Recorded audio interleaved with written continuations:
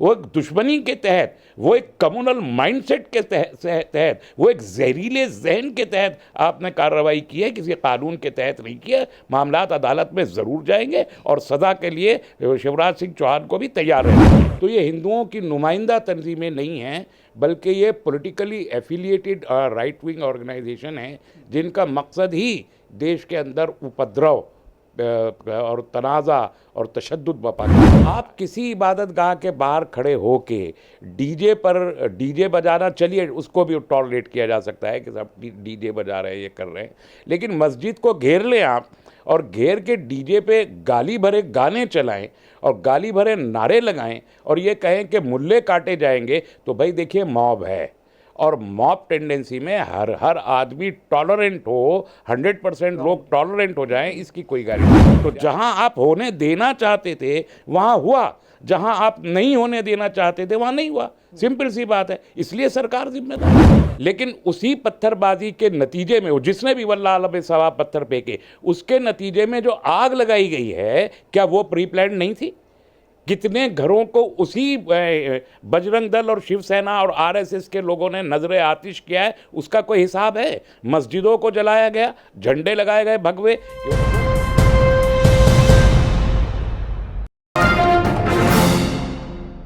देश के अलग अलग राज्यों में रामनवमी के जुलूसों में जिस तरह से हिंसा हुई है और उसके बाद जो कार्रवाई करने का एक पक्ष सामने आया है, उसको देखकर आप चौंक तो गए होंगे, क्योंकि एक तरफा बुलडोजर चलाए जा रहे हैं और कहा जा रहा है कि जिन्होंने राम का नाम लेने वालों पर पथराव किया, उनके घरों को पत्थरों में बदल देंगे।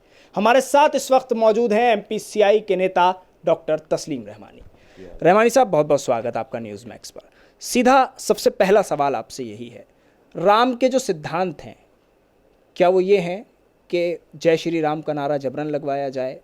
क्या राम की टीच जो है वो ये सिखाती हैं कि जब मस्जिद के बाहर रामनवमी का जुलूस चला जाए तो वहाँ एक ख़ास समुदाय को टारगेट करके नारे लगाए जाएं? और क्या ये सच है कि मुसलमानों के मकानों से पत्थर आए रामनवमी के जुलूस पर? इस पर आपकी प्रतिक्रिया। देखिए, पहला सवाल तो ये है कि जो लोग रामनवमी का ये जुलूस निकालने का दावा कर रहे थे, ये कौन लोग थे? ये आम हिंदू नहीं थे। रामनवमी का जुलूस हज़ारों साल से निकलता है। यहाँ मुसलमानों की 700 साल हुकूमत रही, तब भी रामनवमी का जुलूस निकलता रहा। अंग्रेज़ों ने आके कब्ज़ा कर लिया इस देश के ऊपर, तब भी निकलता रहा। अब भी निकलता है, पिछले 75 साल भी आराम से निकलता रहा। तो जब हिंदू लोकल ऑर्गेनाइजेशंस और हिंदू श्रद्धालु कोई जुलूस निकालते हैं तो उसका स्वागत देश का हर तबका करता रहा है। कभी भी उस पर कोई भी तनाज़ा कभी भी नहीं हुआ। कोई तारीख नहीं है इसकी, जो कोई भी बोलता है झूठ बोलता है। ये जो इस साल हुआ है, इसमें वो आम श्रद्धालु शामिल नहीं था। इसमें बजरंग दल के लोगों की कॉल थी, विश्व हिंदू परिषद की कॉल थी, आरएसएस की जितनी एलाइड ऑर्गेनाइजेशन है ये उनकी कॉल थी। और जब उनकी कॉल हो तो ये बिल्कुल तयशुदा अमर है, आलमी सतह पर ये एक्सेप्ट किया गया है कि आरएसएस और उसकी allied organization right wing radicalized organization है, मिलिटेंट ऑर्गेनाइजेशन है, वो हिंदुओं की नुमाइंदा तंजीमें नहीं हैं। और इसका एक सबूत ये भी है कि जितना वोटिंग अब तक होता रहा है इस मुल्क में, जहाँ कहीं भी हुआ है, वहाँ 25-27% से ज़्यादा कहीं भी इस नज़रिए को वोट नहीं मिला।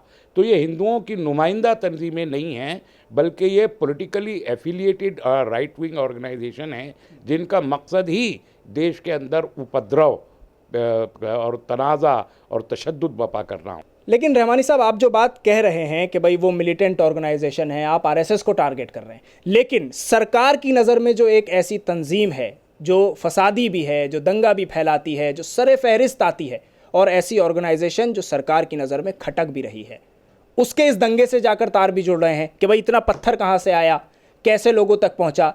दंगे के बारे में पहले से उस ऑर्गेनाइजेशन को मालूम था, उसका नाम है पीएफआई।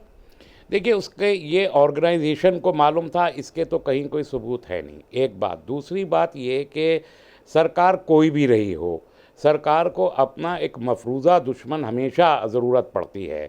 सिमी को वो मफरूज़ा दुश्मन बनाया, एक ज़माने में जमात इस्लामी को मफरूज़ा दुश्मन बनाया, उस पर पाबंदी लगाई, फिर सिमी पे भी पाबंदी लगाई। आज तक 2001 से लेके अब 21 साल हो गए, कोई भी कोर्ट ये तय कर नहीं पाया कि सिमी वाकई मुजरिम थी या नहीं थी। आज भी सब जुडिस है केस। इसी तरीके से पीएफआई को लेकर भी बहुत सारी बातें की जाती हैं। मुझे नहीं मालूम कि पीएफआई का क्या रोल है क्या नहीं है, लेकिन मेरा बड़ा सीधा सा सवाल ये है कि अगर ये इल्ज़ाम लगाया जा रहा है कि मसाजिद के ऊपर पत्थर थे और पेट्रोल बम थे और ये सब कुछ था, तो क्या एडमिनिस्ट्रेशन सो रहा था? क्या जो इनकी तहकीकाती एजेंसियां हैं और जासूसी की एजेंसियां हैं वो उनको ये बिल्कुल नहीं मालूम था? और अगर नहीं मालूम था तो ये तो गवर्नमेंट का फेलियर है, ये एडमिनिस्ट्रेशन का फेलियर है। वो मुजरिम है इसके, वो सरकारी इदारे जिनको ये ख़बरें रखनी चाहिए उन्होंने कुछ नहीं सोचा, ये उनका जुर्म है। तो उस जुर्म की सज़ा उन इदारों को, उन अफसरान को दी जानी चाहिए जिन्होंने क़ब्ल वक्त इन चीज़ों की जानकारी नहीं दी। प्लस जो बजरंग दल की कॉल थी, जो विश्व हिंदू परिषद की कॉल थी, उनके बारे में एक दुनिया जानती है कि वो जब बाइक रैली लेके गुजरते हैं तो उपद्रव होना और तशद्दुद होना एक लाजमी अमर होता है। तो उस कॉल के बावजूद भी सरकार ने कोई हिफाजती इंतजामात नहीं किए तो इसकी जिम्मेदारी सरकार पर आयद होती है। फिर तो या तो एसपी को, डीएम को मुअत्तल कर देना चाहिए, सस्पेंड कर देना चाहिए, या सरकार को इस्तीफ़ा दे देना चाहिए। और अगर पीएफआई पे लगता है उनको कि पीएफआई ये सब कुछ कर रही थी, मुझे तो लगता नहीं कि पीएफआई इतनी बड़ी ऑर्गेनाइजेशन हो गई हो कि वो सब कुछ करे। लेकिन अगर कर भी रही है तो आपको किसने रोका है कि उस पर आप पाबंदी लगा के उसको ख़त्म कर दें? तो अच्छा ये बता दीजिए फिर रहमानी साहब कि क्या मुसलमानों ने अपने घरों से पत्थर नहीं फेंके रामनवमी के जुलूस पर? देखिए, मुझे मालूम नहीं कि उन्होंने पत्थर फेंके या नहीं फेंके, लेकिन मैं फ़र्ज़ कर लेता हूं कि उन्होंने पत्थर फेंके। आप किसी इबादत गाह के बाहर खड़े होके डीजे बजाना, चलिए उसको भी टॉलरेट किया जा सकता है कि सब डीजे बजा रहे हैं, ये कर रहे हैं, लेकिन मस्जिद को घेर लें आप और घेर के डीजे पे गाली भरे गाने चलाएं और गाली भरे नारे लगाएं और ये कहें कि मुल्ले काटे जाएंगे, तो भाई देखिए मॉब है। और मॉब टेंडेंसी में हर आदमी टॉलरेंट हो, 100% लोग टॉलरेंट हो जाएं, इसकी कोई गारंटी नहीं दी जा सकती। ये बात सरकार को समझनी चाहिए। ये बहुत ही सिंपल सा लॉ एंड ऑर्डर का इशू है जो सरकार को, जिसका खुद से पहले पेशबंदी करनी चाहिए थी, जो नहीं की। मैं बार बार कह रहा हूँ, ये सरकार की शय से हुआ है, सरकार के इल्म में था कि होना चाहिए, सरकार इसकी मुजरिम है। मैं खुले लफ्ज़ों में कहता हूँ कि सरकार की गुंडागर्दी है ये, और ये सब कुछ बीजेपी की उन रियासतों में हुआ है या कांग्रेस की भी उन रियासतों में हुआ है जो इस साल के आखिर में या अगले साल 2023 के शुरू में इलेक्शन जहाँ होने वाले हैं। राजस्थान में भी इलेक्शन ड्यू है, छत्तीसगढ़ में भी इलेक्शन ड्यू है, मध्य प्रदेश में भी इलेक्शन ड्यू है, कर्नाटक में भी इलेक्शन ड्यू है। ये सारी वही स्टेट्स हैं। या फिर दूसरी वो स्टेट जैसे बंगाल है, बंगाल में ममता बनर्जी की हुकूमत को बार बार टारगेट करना ये उनकी ज़रूरत है, इसलिए बंगाल में हुआ, बाकी पूरे देश में कहीं नहीं हुआ।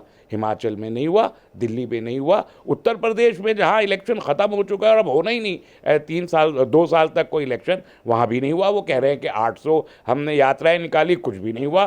तो इसका मतलब ये है कि वहाँ पर आपने नहीं होने दिया तो नहीं हुआ। तो जहाँ आप होने देना चाहते थे वहाँ हुआ, जहाँ आप नहीं होने देना चाहते थे वहाँ नहीं हुआ। सिंपल सी बात है, इसलिए सरकार जिम्मेदार है।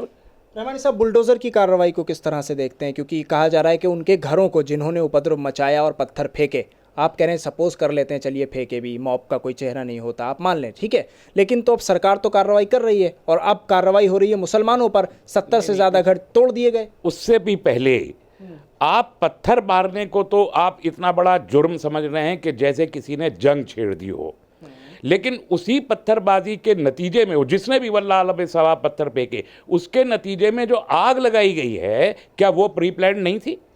कितने घरों को उसी बजरंग दल और शिवसेना और आरएसएस के लोगों ने नजरे आतिश किया है, उसका कोई हिसाब है? मस्जिदों को जलाया गया, झंडे लगाए गए भगवे, वो किसने किया है? यानी आप पत्थर मारने को तो इतना बड़ा जुर्म समझ रहे हैं और आतिशजनी आपकी नज़र में कोई जुर्म नहीं है, और उसके लिए आप किसी की जवाबदेही तय नहीं करेंगे। उनमें से कितने लोगों के आपने बुलडोज़र चलाए हैं जिन्होंने आगजनी की, जिन्होंने बेकसूर लोगों के घरों, और मैं मुसलमान और हिंदू नहीं कह रहा, बेकसूर लोगों के घरों को जलाया। और उसके बाद अगर सरकार को कुछ मालूम ही नहीं था तो 12 घंटे 10 घंटे के अंदर अंदर शिवराज सिंह चौहान को कैसे मालूम हो गया कि ये 95-100 लोग थे जो जो उपद्रवी थे? कैसे मालूम हो गया कि ये वाले घर थे? कि आपने मतलब एक डेमोक्रेसी है, ऑटोक्रेसी नहीं है कि चीफ मिनिस्टर इतना बाइख्तियार हो जाएगा कि 1 घंटे के अंदर ऑर्डर देगा कि इन घरों पर डेमोलिश चला दो। किस क्राइटेरिया की बुनियाद पर, किस कानून की बुनियाद पर, किस उसूल की बुनियाद पे, किस तहकीक की बुनियाद पर आपने ये तय कर लिया कि ये घर थे जिनसे पत्थर आए हैं? और आपने देखा कि बाद में एक ऐसे घर को भी वहाँ डेमोलिश किया गया कि जो प्रधानमंत्री आवास योजना के तहत वहाँ मिला था। तो जाहिर है कि आपने जो कार्रवाई की वो इंतकामाना भी नहीं थी, वो दुश्मनाना थी। वो एक दुश्मनी के तहत, वो एक कम्युनल माइंडसेट के तहत, वो एक जहरीले जहन के तहत आपने कार्रवाई की है, किसी कानून के तहत नहीं किया। मामलात अदालत में ज़रूर जाएंगे और सज़ा के लिए शिवराज सिंह चौहान को भी तैयार रहना चाहिए। शुक्रिया रहमानी साहब पूरे मुद्दे पर बातचीत करने के लिए। डॉक्टर तस्लीम रहमानी का सीधे तौर पर कहना है कि जो फेलियोर है वो पूरा शुरू से इस पूरे मामले में और रामनवमी के जुलूसों को लेकर पूरा फेलियोर मौजूदा जो सरकारें हैं उनका है, क्योंकि इंटेलिजेंस के ज़रिए तमाम खबरें पहले ही पहुंच जाती हैं। अगर मौजूदा सरकार चाहे तो दंगा होने से रोक भी सकती है और चाहे तो उसको बढ़ावा भी दे सकती है। दिल्ली से न्यूज़ मैक्स के लिए कैमरा पर्सन नाजिम के साथ साहिल नकवी।